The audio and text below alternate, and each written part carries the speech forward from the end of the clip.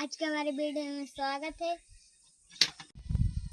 हमारी बड़ी मम्मी ने केक बनाया है जिसको हमने सजाया है, आप देख सकते हैं।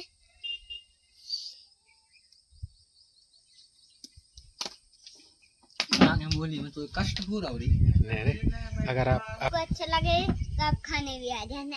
जो कया डर हो रहे ऊपर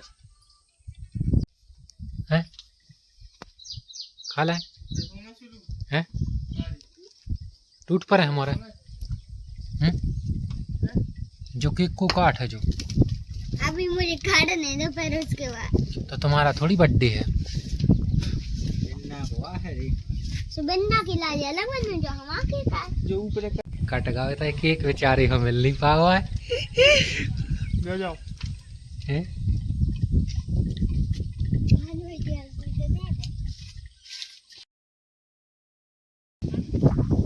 ले जाओ तो ले जाएगा